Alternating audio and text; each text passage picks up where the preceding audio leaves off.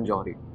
नेताजी सुभाष चंद्र बोस से रिलेटेड उनके नाम के साथ ही कई सारे रहस्य जुड़े हुए हैं। चाहे उनकी डेथ हो कि उनकी डेथ ताइवान में उस प्लेन क्रैश में हो गई थी, चाहे उसके बाद उनके मिलने के सबूत मिले हों कि भारत में उसके बाद भी वो देखे गए, गुमनामी बाबा की तरह देखे गए उत्तर प्रदेश में। इन सब चीज़ों से कई सारे खुलासे भी हुए समय समय पर। लेकिन हाल ही में कुछ ही साल पहले एक ऐसा खुलासा हुआ जिसने कई सारे सवाल खड़े कर दिए।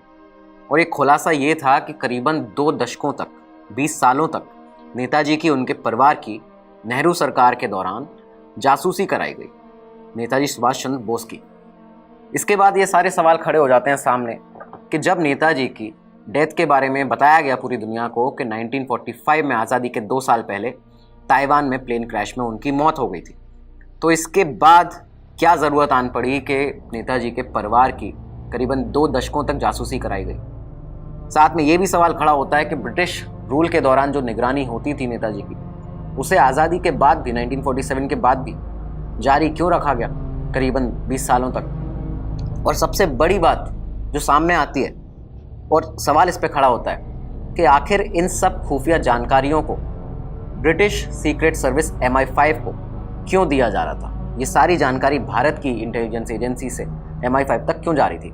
ये सारी चीज़ों पे आज हम बात करने वाले हैं और क्या क्या यहाँ पे सबूत सामने आते हैं, क्या क्या एविडेंसेस, जो दस्तावेज, जो लेटर्स दिखाए गए हैं ऐसे दावों को सामने प्रमाणित करते हुए, कि बताते हुए कि ऐसा कुछ हुआ था, ये सब आज आपको बताने वाले हैं। शुरुआत करते हैं साल 2014। हाल ही में IB के कुछ पेपर्स थे जिन्हें डीक्लासिफाइड किया गया। आमतौर पर IB के, इंटेलिजेंस एजेंसीज के जो पेपर्स होते हैं उनको डीक्लासिफाइड नहीं किया जाता है, लेकिन जब जब ऐसा होता है तब तक कई सारे खुलासे होते हैं। आपको हमने एक एपिसोड में बताया था कि CIA के भी जब पेपर्स कुछ डीक्लासिफाइड हुए थे तब भी वहाँ से भी कई सारे ऐसे खुलासे सामने आए थे। तो 2014 में IB के कुछ पेपर्स डीक्लासिफाइड होते हैं और इसी के साथ में ये जो पेपर्स हैं इन्हें आज के टाइम पे नेशनल आर्काइव्स में रखा गया है दिल्ली के अंदर। इन पेपर्स में जो चीज़ें सामने आई वो ये थी कि देश के सामने जिन्होंने सवाल खड़े कर दिए कई सारे, और ये चीज़ ये थी कि क्या नेहरू सरकार के दौरान नेताजी के परिवार पर जासूसी की गई थी, क्या उन्हें 2 दशकों तक उनके ऊपर कड़ी नज़र रखी जा रही थी। और साथ में ये भी सामने आता है कि करीबन ये जो जासूसी थी वो नेताजी के परिवार के ऊपर कोलकाता में जो उनके घर थे वहाँ पे लगातार करीबन 20 साल तक की गई। ये समय बताया जाता है दस्तावेज़ों से कि जब नेहरू जी 1947 से लेकर 1964 तक देश के करीबन 17 साल तक प्रधानमंत्री थे, उस समय IB जो है इंटेलिजेंस ब्यूरो, वो बोस के परिवार पर लगातार कड़ी नज़र रख रहा था। और जो समय सामने आता है इस कड़ी नज़र रखने का, वो आता है 1948 से 1968 तक का, इन 20 सालों का, इन 2 दशकों तक का। इस बीच, इस पूरे टाइम में करीबन 17 साल तक तो ये जो PM नेहरू थे वो देश के प्रधानमंत्री थे और IB जो थी वो डायरेक्टली उन्हें रिपोर्ट करती थी। दरअसल बात ये थी कि 1927 में नेताजी सुभाष चंद्र बोस के ऊपर जब ब्रिटिश रूल था उस समय से ही उनके ऊपर निगरानी रखना शुरू कर दिया गया था। 1927 से ये जो निगरानी थी, ये ब्रिटिश सीक्रेट सर्विस MI5 जो निगरानी रखती है नेताजी के ऊपर, ये सन 1945 में जब ये बताया गया कि नेताजी की ताइवान में उस प्लेन क्रैश में डेथ हो गई है, उसके बाद भी इसको जारी रखा जाता है ब्रिटिश सरकार के द्वारा। अब ये बड़ा सवाल यहाँ पे आता है कि जब उनकी बता दिया गया कि उनकी मौत हो गई है वहाँ पे, लेकिन ये आज भी रहस्य बनाया हुआ है कि ये मौत हुई भी थी कि नहीं हुई थी। तो ये बड़ा सवाल आता है कि उनकी मौत के बाद में भी नेताजी के ऊपर, उनके परिवार के ऊपर निगरानी क्यों रखी जा रही थी। इसके साथ में ये सबसे बड़ी बात सामने आती है कि आज़ादी के बाद 1947 के बाद भी इस निगरानी को जारी रखा गया और इसको जो बरकरार रखा गया लगातार, ये दस्तावेज़ों से सामने पता चलता है कि बोस के जो परिवार थे, सुभाष चंद्र बोस के, कैलकाटा में उनके जो 2 एड्रेसेस थे, एक था वुडबर्न पार्क और दूसरा था 38/2 एल्गिन रोड।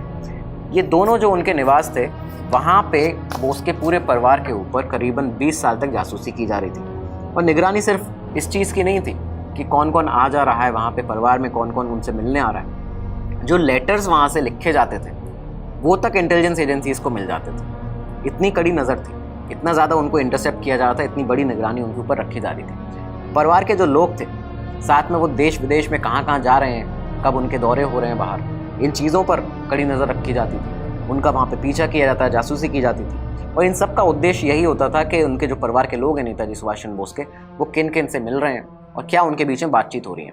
ये सब जानने का यहाँ पे आईबी का, इंटेलिजेंस ब्यूरो का, ये पूरा बताया जाता है कि वो उस पर नज़र रखती थी और ये उनका उद्देश्य होता था। उस समय आईबी का जो हेडक्वार्टर था उसको सिक्योरिटी कंट्रोल भी कहते थे। ऐसे कई सारे प्रमाण सामने आए कि खुफिया एजेंसीज को हैंड रिटन नोट्स मिले, हैंड रिटन जो लेटर्स थे वो तक उनके पास में पहुंच जाते थे, जो भी नेताजी के फैमिली मेम्बर्स के द्वारा भेजे जाते थे। और साथ में फैमिली के मूवमेंट्स के कई सारे ऐसे जो रिलेटेड हैंड रिटन मैसेजेस थे वो भी वहाँ से इनको मिल जाते थे सिक्योरिटी एजेंसीज को। मेन फोकस इस जासूसी में रखा जाता है सुभाष चंद्र बोस के जो भतीजे थे शिशिर कुमार बोस और अमियनाथ बोस, इन दोनों पर। ये दोनों जो हैं वो सुभाष चंद्र बोस के भाई शरद चंद्र बोस के बेटे हैं। इन दोनों के ऊपर ये कड़ी निगरानी इस बीच में रखी गई थी, इन दो दशकों के बीच में।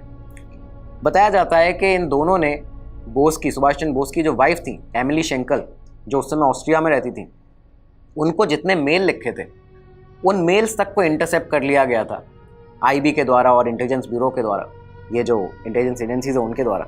इन खुलासों ने, जब ये खुलासे हुए थे तो इन्होंने पूरे जो बोस परिवार था शॉक कर दिया था और देश के सामने ही बड़ा सवाल खड़ा कर दिया था कि नेताजी सुभाष चंद्र बोस की डेथ के बाद, इतने सालों बाद तक उनके परिवार के ऊपर जासूसी क्यों की जा रही थी। उस समय उनके जो ग्रैंड नेफ्यू थे सुभाष चंद्र बोस के, चंद्र कुमार बोस, उन्होंने ये कहा था कि सर्विलांस उन लोगों का किया जाता है जिनके टेरर लिंक्स हों, जिन्होंने कोई क्राइम किया हो। नेताजी ने, उनके परिवार ने देश की आज़ादी में, फ्रीडम में, स्ट्रगल में अपनी अहम भूमिका निभाई है, उसके लिए लड़ाई की है।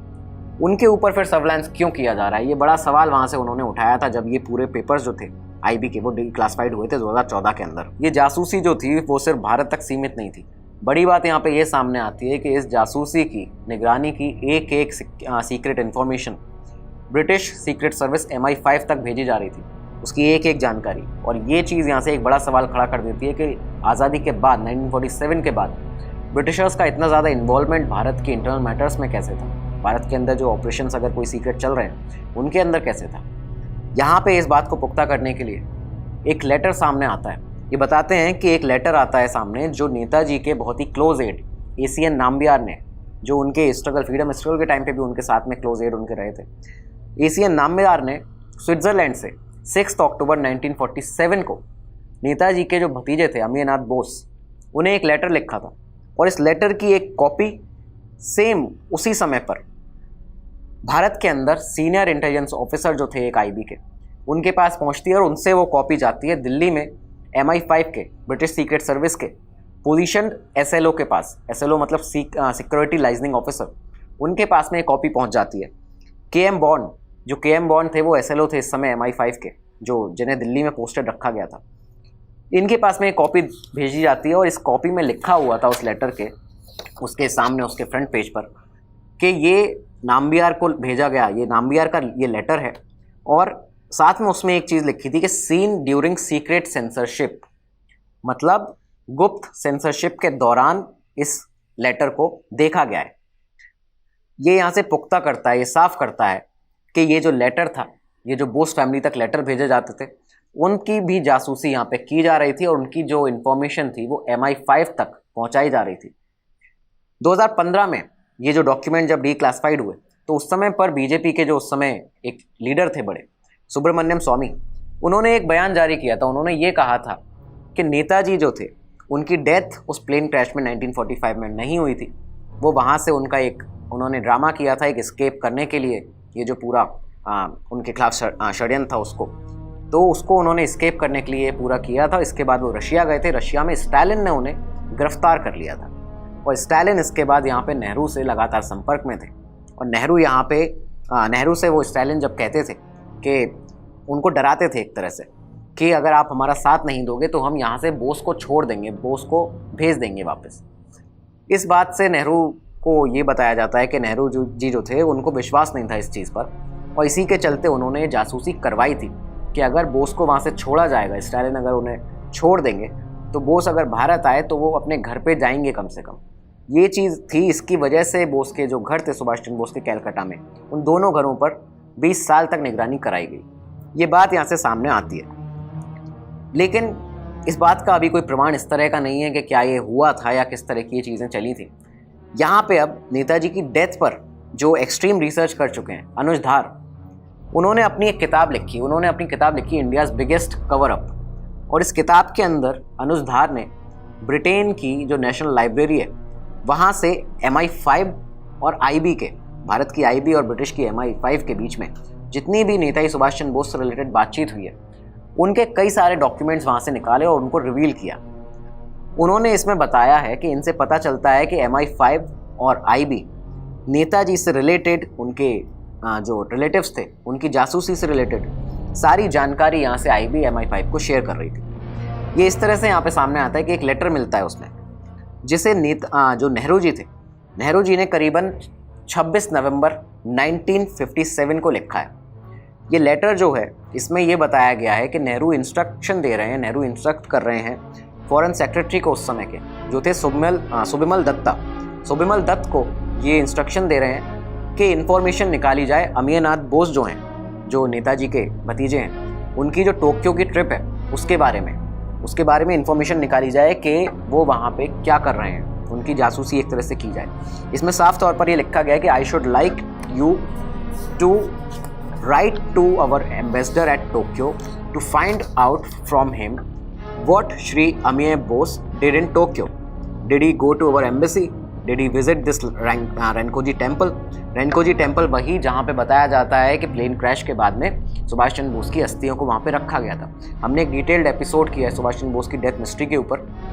इस तरह का एपिसोड बहुत ही डीप, उसमें पूरी की पूरी रिसर्च की गई है, जितनी थ्योरीज हैं, जितने सबूत सामने आते हैं वो सब आपको बताया गया है। साथ में कोर्ट के साथ में जो कमीशंस थी उनकी रिपोर्ट्स आपको उसमें बताई गई हैं, तो वो एपिसोड आप ज़रूर देख सकते हैं। इसी वीडियो के डिस्क्रिप्शन में जो लिंक है सारी वीडियोस का, प्लेलिस्ट का, उसके अंदर आपको वीडियो मिल जाएगा। बहुत ही डिटेल्ड वीडियो है नेताजी से रिलेटेड। तो ये रेनकोजी टेम्पल का भी उसमें जिक्र है। तो ये यहाँ पे एक लेटर इस तरह का मिलता है, नेहरू जी के द्वारा लिखा गया 1957 का। और इस लेटर में ये साफ तौर पर लिखा गया है कि अमीरनाथ बोस की एक तरह से जासूसी की जाए कि वो जब वो टोक्यो गए थे उस विजिट पे, तो वो किस किस से मिले हैं, क्या वो अपनी भारत की जो एम्बेसी है वहाँ पे गए हैं, क्या वो रेनकोजी टेम्पल में गए हैं, ये चीज़ें लिखी थी। और इसी के बाद में एक और लेटर सामने आता है इन्हीं डॉक्यूमेंट्स में जो अनुज धार ने रिवील किए। उसमें ये लेटर सामने आता है जापान में जो इंडियन एम्बेसडर थे उस समय CS झा, उनका ये रिप्लाई आया था इस पर कि there was no evidence of Amiya Bose engaging in any objectional activity during his visit to Japan. मतलब अमीयनाथ बोस जब टोक्यो आए तो उनके बारे में कोई भी ऐसा एविडेंस नहीं मिलता है कि उन्होंने कोई ऑब्जेक्शनल एक्टिविटी यहाँ पे की हो। मतलब यहाँ से साफ है कि अमीयनाथ बोस के ऊपर जासूसी की गई थी। जब वो वहाँ पे पहुँचे होंगे तो उनके ऊपर कड़ी नज़र वहाँ पे रखी गई थी।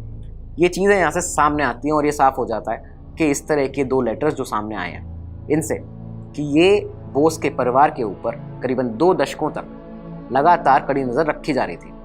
इन डिक्लासिफाइड डॉक्यूमेंट्स में एक ऐसा भी लेटर मिला जो नेताजी की जो वाइफ थी एमिली शेंकेल, उन्होंने ऑस्ट्रिया से कैलकाटा में अपने भतीजे शिशिरनाथ बोस को लिखा था, जो नेताजी के भतीजे थे उन्हें लिखा था। उन्होंने उसमें अपनी बेटी के अनीता के बारे में बताया था कि उनकी पढ़ाई जो है वो अच्छी चल रही है, वो स्टडीज़ में भी अच्छा कर रही हैं, उनकी हेल्थ भी सही है और बाकी इसी तरह की चीज़ें थी कि वो बड़ी भी हो रही हैं और ये सब चीज़ें उसमें उन्होंने बताई हुई थी। लेकिन ये जो लेटर था वो शिशिर बोस पढ़ते उसके पहले ही, ये उसे पढ़ने वाले पहले व्यक्ति नहीं थे, ये लेटर IB के सीनियर ऑफिसर्स ने कॉपी कर लिया था और ये यहाँ से बोस फैमिली के जो सीक्रेट, एक तरह से कहा जाए कि सीक्रेट फाइल्स थी, कैलकाटा में उसे उस बॉक्स के अंदर डाल दिया गया था।